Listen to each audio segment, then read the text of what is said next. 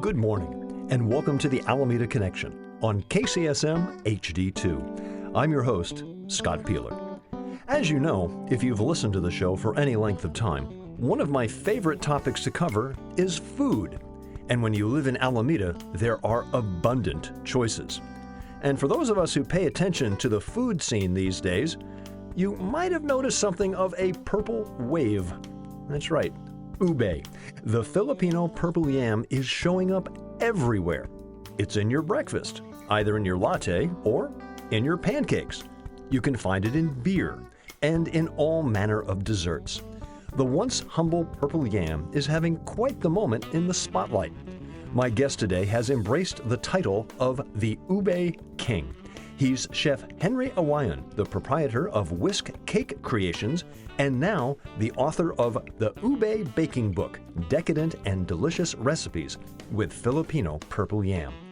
I talked with Henry about his love of baking, a love that started when he baked his first cake at the age of 10, his journey from Alameda to the Food Network, to becoming a viral sensation in lockdown when a toilet paper cake helped to save the business.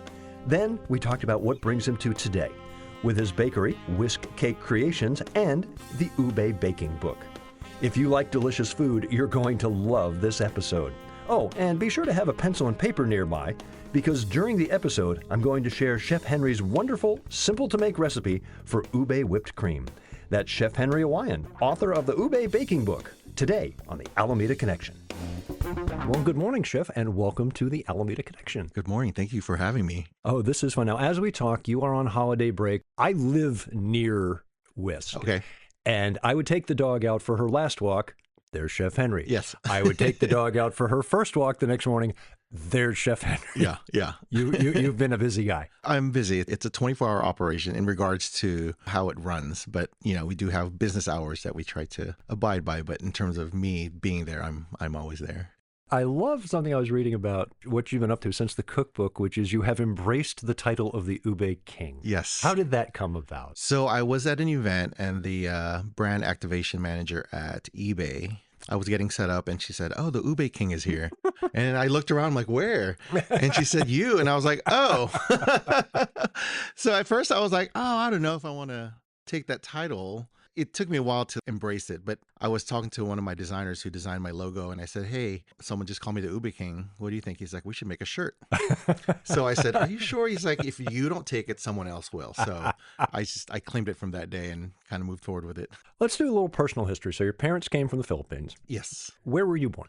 I was born here in Alameda. Really? Yes, born and raised. You did your first cake at age 10. Mm-hmm. At age 10, I was barely able to make a decent batch of snickerdoodle cookies. Yes. So what prompted that? Oh, it's funny. I tell the story and I still can't pinpoint what made me go into the kitchen and decide to pull my mom's recipe books and bake a cake. So she was coming back from the Philippines. She was in a major boating accident. I was like, I'm going to make her a cake. Oh. She had a Wilton book and I just made a vanilla cake from scratch. Oh, wow. Not even a box mix, At that point, I was like, I don't know.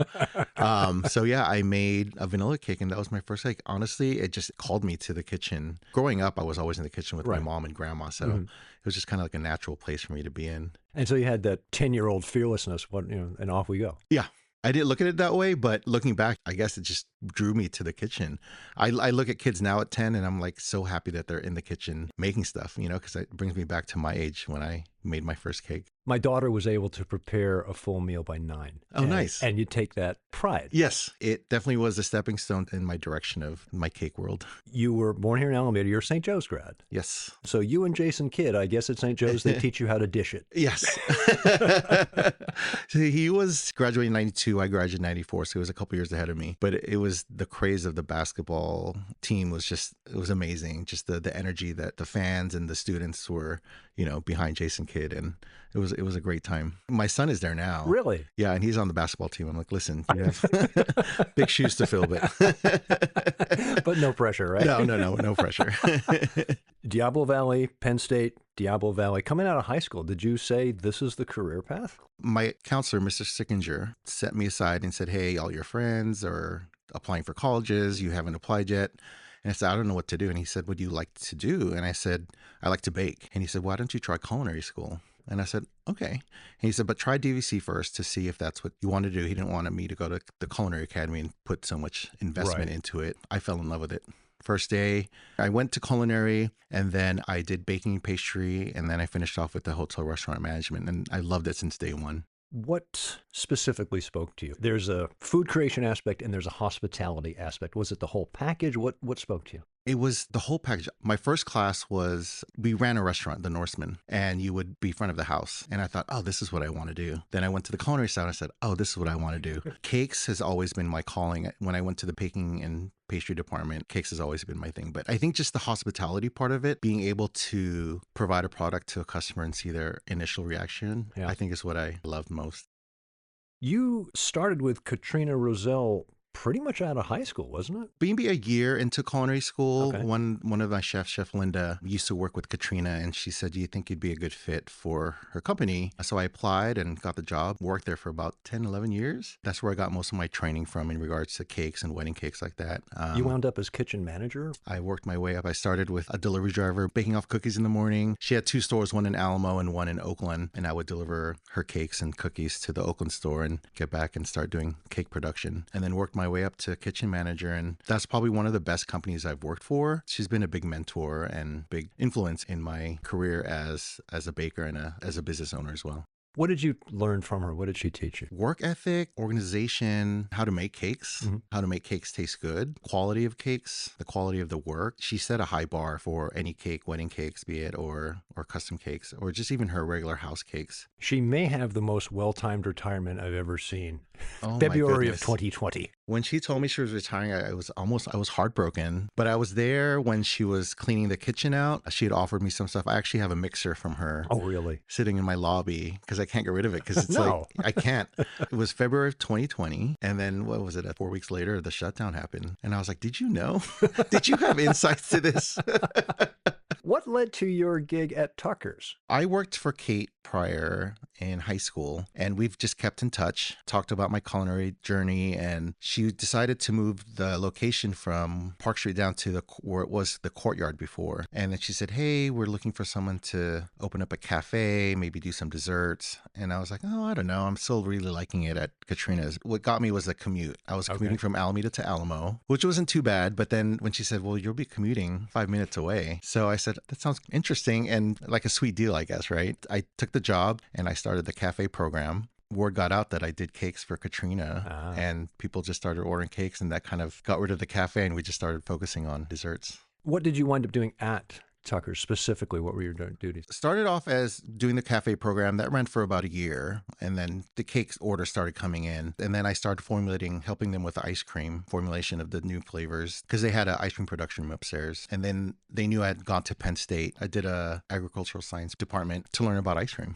It was crazy, a whole class, and there was tons of us learning just the basics of ice cream because it's a science. I did ice cream. I did a lot of cakes, a lot of their catering. We had birthday parties upstairs, so I would make food for that event. Wedding cakes, birthday cakes, any cake occasion. We need mostly ice cream cakes though. Ice cream versus baking. What's the pluses and minuses of either one of those? I liked both. I kept going back and forth from ice cream to cake. I was able to do both and make ice cream cakes. But I think the decorating aspect of cake production is what really speaks to me. So you started Whisk in 2014. When did the former Main Street location open up? I started 2014 in a commissary kitchen, which is not there anymore. It was an old McDonald's on the base. Literally an old McDonald's that they turned into a production kitchen. There was maybe about 8 or 10 businesses working out of there. We each had our own station.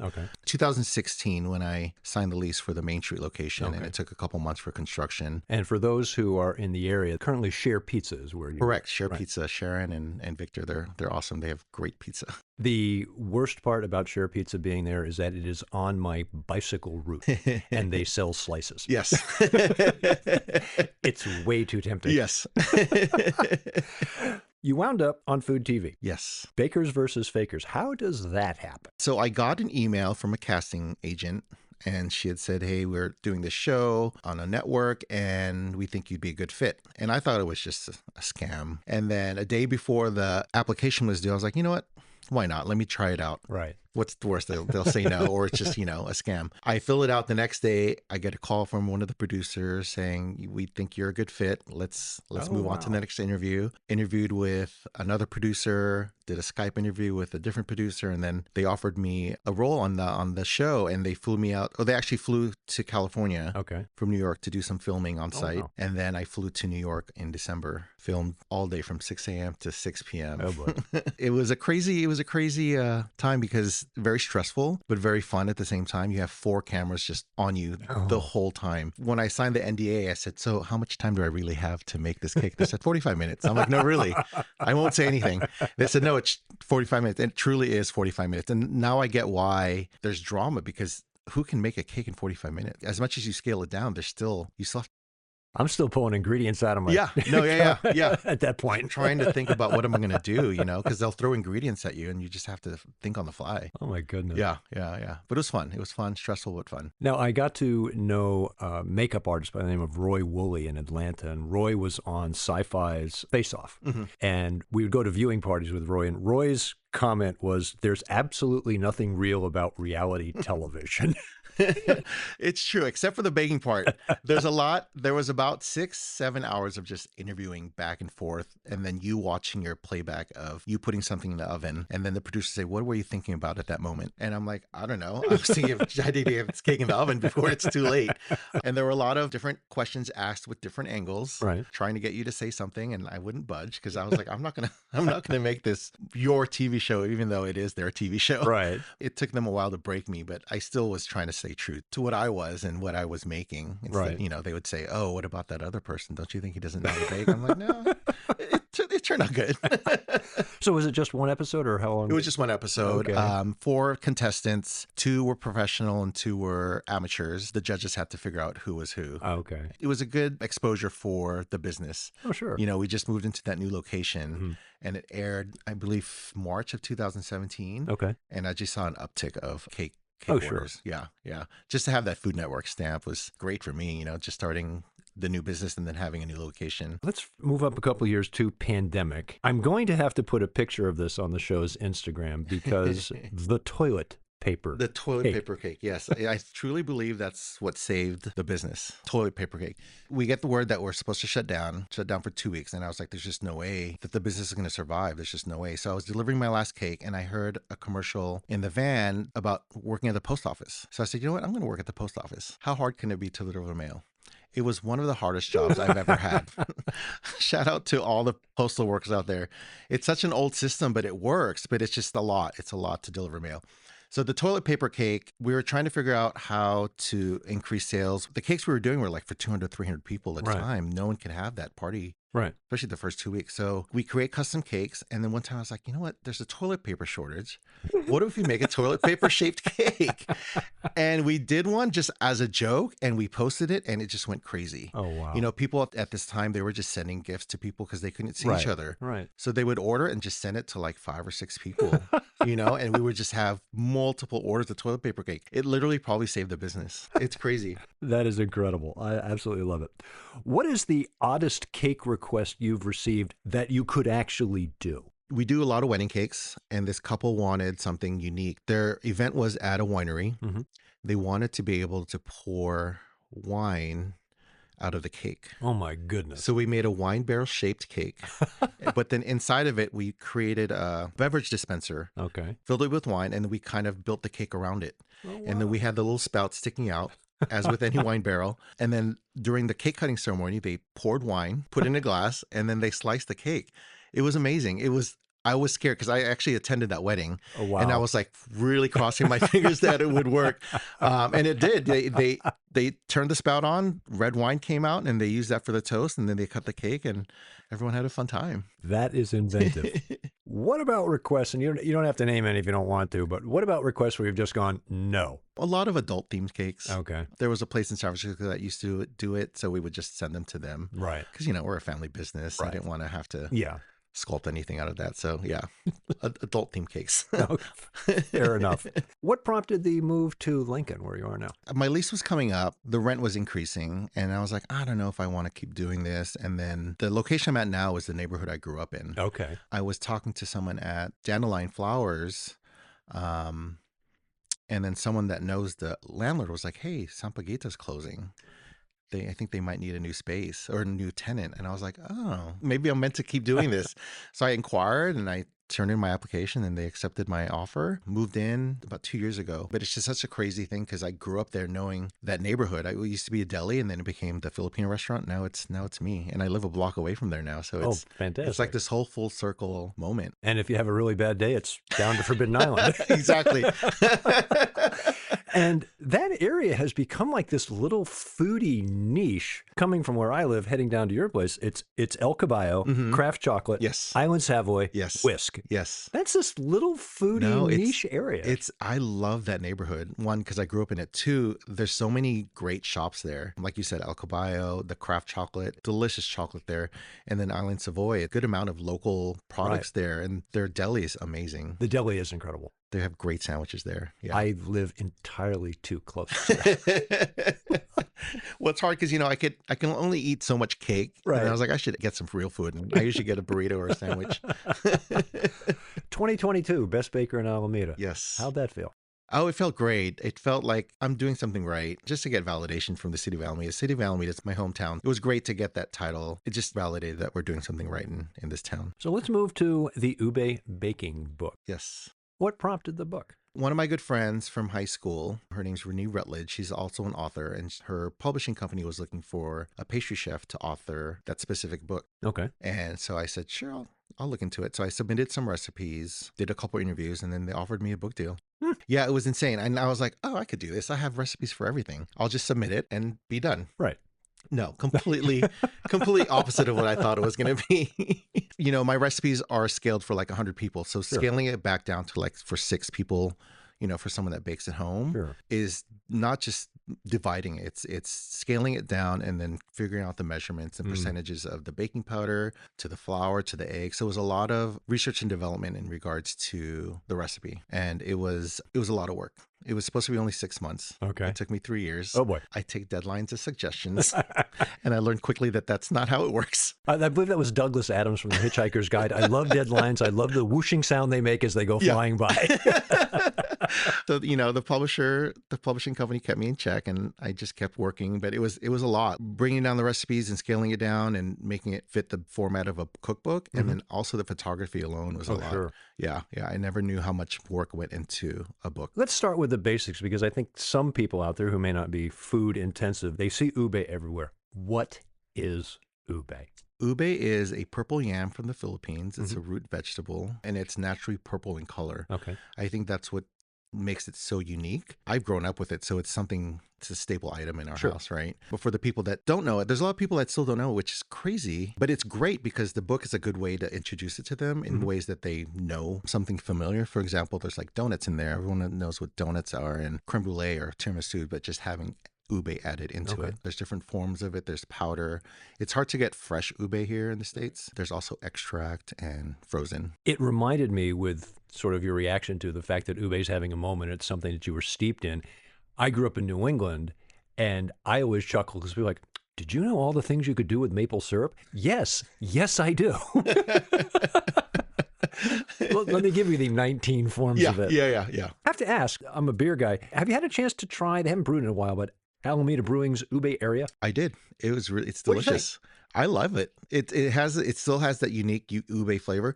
So ube has kind of it's a very mild flavor. It's like a earthy kind of vanilla flavor. And it's very mild, but I think the purple is what makes it so unique. But it was a delicious beer. And they also have an ube liqueur. Not them, but I've seen it at Costco. Really? You could think of anything. I mean, Trader Joe's has a bunch of stuff with ube. Yeah, I usually have a box of their ube pancake. The ube mochi pancakes? Yeah, great. So you said the book took 3 years? Yes. And you teamed with Maurice Ramirez. Yes. And Maurice is just, again, for people outside of the Alameda area, if there's a good-looking photo of Alameda, odds are he took it. Yes. What was that process like? I went into it thinking, because I do a lot of social media stuff for Whisk, it takes me about 5-10 minutes maybe to do a video shoot. And that's what I thought it was for the book. But lo and behold, it was like 2 or 3 hours on one photo.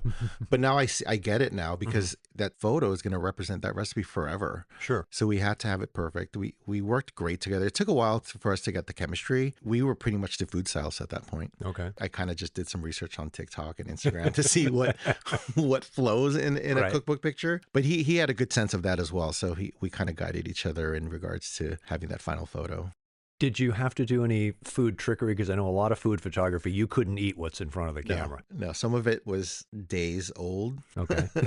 Only because I knew it was just going to be a picture. Right. We were going to eat it. And the ice cream was the hardest one. Okay. We have a hollow recipe in there, which is shaved ice and ice cream, and that just doesn't picture well. Right. In a minute, it's starting to melt. We took frosting and added powdered sugar to it. Okay. To kind of make that pull and that mold, and then it just would never melt. Perfect. How long did it take to make everything to photograph? I mean, that had to be hours upon hours. It was hours. Most of the stuff we do already make at the bakery, but the traditional Filipino stuff took a little bit longer. Timing wise, it was always my schedule and his schedule is packed. Sure. So just trying to coordinate that, it would be about a week to 2 weeks in regards to getting 2 or 3 recipes out. The majority part of that was just testing the recipe out to make sure it works in the small scale. But once we had it, we would just make it, and then it would sit for a couple days before we could actually get to it. But it still looks good in the photo. Oh, perfect. Now, you mentioned the traditional Filipino. I have to ask you something I saw in another interview with you. You were originally maybe a little skittish about the book because of what the elders might think. What's been the reaction of the folks? It's been great. Filipino aunties and uncles can be very critical because their recipes are true. Like they believe that their recipe is the best, of course, which I get because it's been in with their family for so long. So they could have a good conversation with the Italian nonas. There you go. In New York. Okay, it's funny. We were kind of on the same Bon Appetit Management is who we're touring with, and they were touring them together. Oh, okay. Yeah, so I've heard about them, and I was like, this is awesome. I would love to meet them one day. The response has been great. Just to have the cookbook out is enough for me, but to be able to share it with everyone and see everyone's reaction, especially the older generation of the Filipinos, because it's been in their life, but to have it published in a book I think they're proud. I'm proud, and they're proud that it's out there. Now, one thing that normally one could never do on a radio show, but because this is so simple, I'm going to share your whipped cream recipe because it is so devastatingly simple. 2 cups of heavy cream, yes, 4 tablespoons of sugar, and 2 tablespoons of ube extract. Get your stand mixer with the whisk. Combine the cream and the sugar, then the ube until peaks form. It's simple, but it's so delicious. And again, the color is what makes it so unique. Because you don't see purple. No. Food. And right? The idea that now everybody's kind of sensitive to dyes, the idea that, no, this is just a purple food. Exactly. We're in the early working stages of creating a ube extract that's more pure. Okay. But that's still in the early processes of that. I used to work for Stonyfield Farms Yogurt. I know what the R&D process Yes. is. I'm working with food. a great food scientist. Her name's Abigail. It's a fun process, but it's a whole nother ball field. Do you have any room in your fire for any more irons? It sounds... It's funny. My adrenaline goes up when I have multiple projects, but at the same time, I hate myself for taking these on, because it makes me so stressed out. But I think the stress is what builds the adrenaline. It's this weird cycle. Do you have a favorite recipe in the book? Oh, gosh. That's like trying to ask who my favorite child is. Probably the cheesecake. Okay. Anything with the cake, chiffon cake. I think just because cake speaks to me, right? It's in my heart. It's in my blood. But the cheesecake and the chiffon cake were probably my 2 favorite ones in there. What's the best way for people locally, or maybe they have to order out, to get ube? They look at this and go, okay, I need to go get these ingredients. So ube is really, really hard to source here in America. Okay. There's a big shortage actually in the Philippines. Is that a weather thing? Or No, it's just the demand. Oh, okay. It's so popular right now, they just can't keep up. I'm actually going there in February to kind of see what we can do on our end to see how we can help the farmers out there. But there's a couple ways you can get ube extract. Is probably the most common, accessible way to get it. You could get it there's a dollar store here on Webster Street that I believe sells it. Oh, okay. There's Island Pacific, which is in Hayward. If that's too far, then you could get it through the mail. Okay. I use butterfly extract, the best one out of the ones that are out there. And there's fresh frozen, which also is at Island Pacific. And then there's a powder form, which you can get at the Asian market or online. You've got visitors coming to town. Yes. You have to take them out to 3 different meals at 3 different locations on the island. Where are you Alameda? going? Oh gosh. Okay. 3. 3. And they can be, and one or two of them can be small noshes and bites or dessert or whatever. So, guests coming to Alameda, 3 restaurants. Where are you going? Saltbreaker Okay. over on the base. For dessert, Tucker's. And then I guess for drinks, Forbidden Island. 3 rock solid choices. What keeps you, aside from business, what keeps you in Alameda? The community. My wife's from Daly City, and she just fell in love with Alameda. One of my first dates with her was kind of a tour of Alameda. I took her to the Alameda Museum. Perfect. Took her to the Hornet. She just fell in love with Alameda. And then the community itself, it's very rare to see people still in touch with people from their first grade class. I still keep in touch with a lot of them. One of them, Luigi DeRocco, who owns Mr. Espresso. Okay. We're really good friends. Our daughters are in the same class at the same school we attended. So it's just that crazy full circle moment again. And it's such a hometown feeling. I mean, I don't know any other hometown because this is where I grew up. Right. The people are great. The community, just everything about Alameda. And it's such a gem because a lot of people still don't know where Alameda is. Right. You know, they think Alameda in San Jose or Alameda County. Right. But the actual island city of Alameda is just, it's a gem. So you've got classes in the works? We do. Yeah. Talk about that. So we just held our first one. It's a gingerbread decorating class, which is a hit. We had 13 kids there. Everyone loved it. We gave the kids hot chocolate. We gave some of the adults some little charcuterie board of cheese and crackers and meats. We're going to start doing more classes, probably 2 or 3 a month. One of them is going to be based off the book. Mm-hmm. So we'll probably do like a 1-year series where 1 week we'll do one recipe out of the book. And we're trying to see how we can do that as a live stream as well, so that if you can't make it out, fantastic, you could subscribe to that. We'll do some cake decorating classes for both adults and kids. We've done a couple parties there, cupcake decorating parties, and you know, kids love that, right? Oh, sure. Anything with sugar. But I try not to have them have too much because then they'll be bouncing off the walls. Exactly. But yeah, a lot of cake decorating classes. I just brought on Nancy O'Hearn Pitta. She was the pastry chef at Boulevard, and we used to work with her at Katrina's. So we've kept in contact, and she's going to be heading the classes with me, and we're still finalizing all the different classes that we're going to offer. You've got some storefront hours at the Lincoln Avenue location. So what are those? Currently, they're Thursday through Sunday from 10 a.m. to 2 p.m. We're still thinking about what we're going to do for the new year, but if you just follow us on our website, we'll update the hours there. And let's talk about the website and the socials. How can people best follow you? So our website's whiskcakecreations.com. Mm-hmm. We're on Instagram, Facebook, and TikTok under Whisk Cake Creations. And the book is the Ube Baking Book, Decadent and Delicious Recipes with Filipino Purple Yam. Chef Henry Awayan, thank you so much. This is a blast. Oh, thank you. This is fun. I appreciate you having me. Take care. Thanks again to Chef Henry Awayan, the proprietor of Whisk Cake Creations and the author of the Ube Baking Book. If you want to head to Whisk Cake Creations in person, you can find the shop at 1216 Lincoln Avenue in Alameda. Online, they're at whiskcakecreations.com. Remember, that's WHISK cakecreations.com. If you're on Instagram, look for Whisk Cake Creations, and you can also search Ube Baking Book and find a channel devoted specifically to the cookbook. Again, the full title of the book is The Ube Baking Book, Decadent and Delicious Recipes with Filipino Purple Yam, and you can find it wherever books are sold. But we hope you'll support your local independent bookseller when you pick up your copy. Coming up next week on the Alameda Connection, we head back out to Alameda Point. My guest will be Gia Schneider, the co-founder and chief commercial officer of Natel Energy. Natel Energy is at the forefront of hydropower.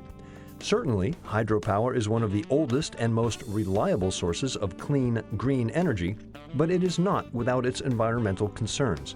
Natel has solved the problem of harnessing the power of water without harming the fish that share those rivers. Spinning turbines and fish can be a deadly combination, but Natel is seeing survival rates of 100%. That's quite the accomplishment. Next week on the Alameda Connection. Thanks, as always, to the California Historical Radio Society for providing our interview space for our conversation with Chef Henry. Head on over to bayarearadio.org/featured and check out the new Bay Area Radio Hall of Fame Award for the Bay Area Audiocaster. Whether they're on the air, streaming, on satellite, or a podcaster, you can nominate your favorite Bay Area radio personality. Again, that's bayarearadio.org/featured. Thanks again to Bill Hart for our theme music, Beachside Isle, from his excellent album, Watch the Sky. I'm Scott Piehler. I'll catch you next Sunday at 8 a.m., the Alameda Connection on KCSM HD2.